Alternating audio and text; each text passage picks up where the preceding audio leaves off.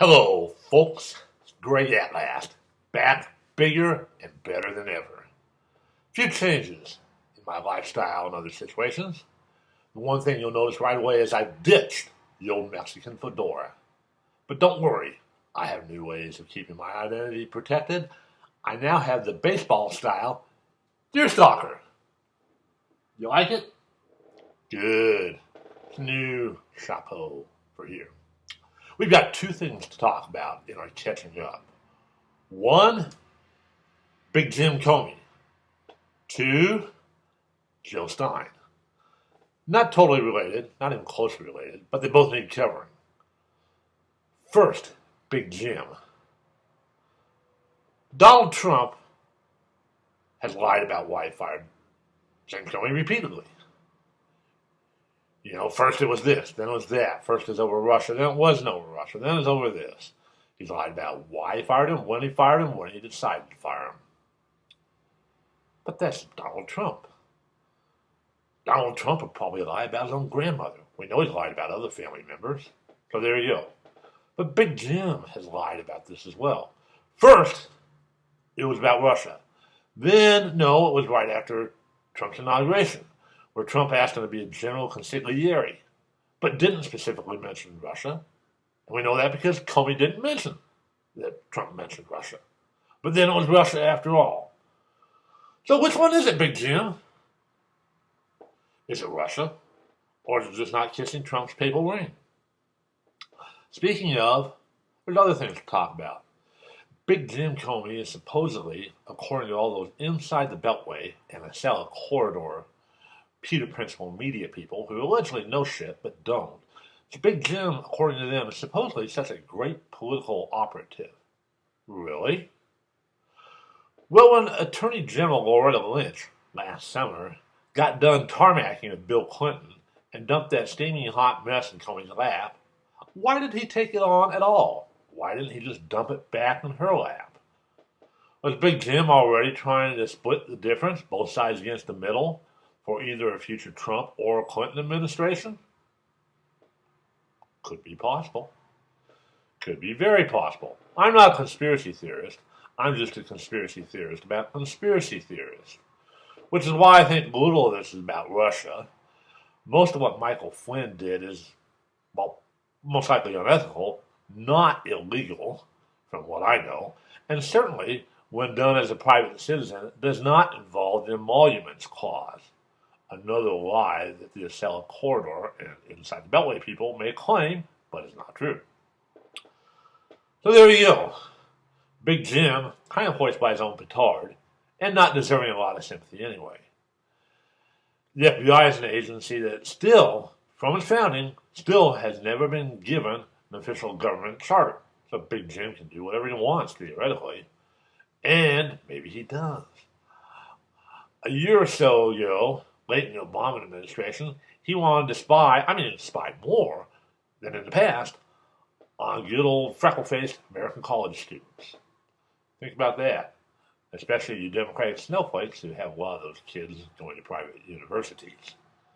Big Jim's not so great. So that's Big Jim. That's just catching up with you there. Look at a few of the blog links below for more. And now, on to Jill Stein. Why is she in my radar? Jill is not the spawn of Putin or Satan, and those two are not the same, or even Jim Comey. She's the spawn of her own special problems. And she's back in the news this week because of the Green Party. The Green Party ran a piece lauding her allegedly nonpartisan recounts last fall. Bullshit. They were not nonpartisan at all. Blue State Minnesota and Blue State New Hampshire were just as close as the three red states that she recounted. Plus, there's other issues.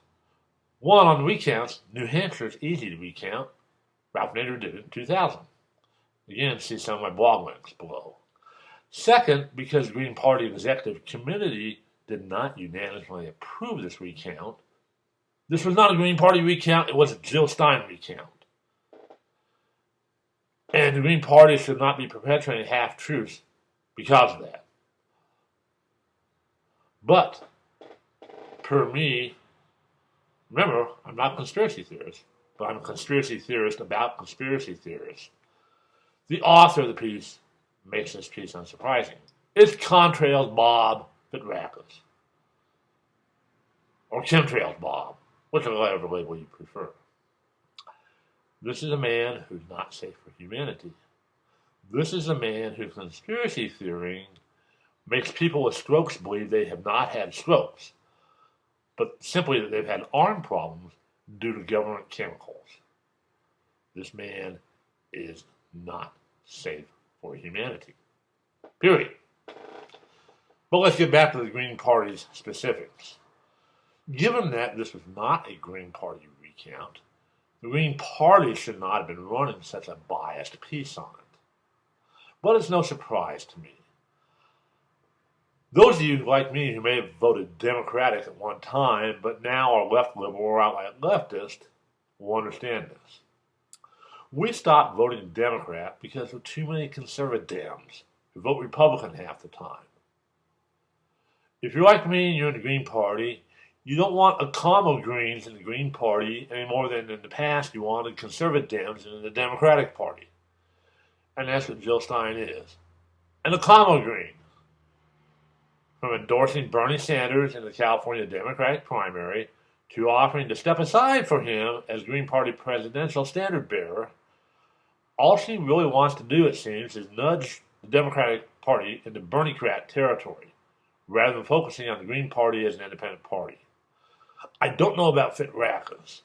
I do know that Stein gives every appearance of that, and I know that David Cobb, in his 2004 Safe States campaign, and up from then until now, has given the same impression.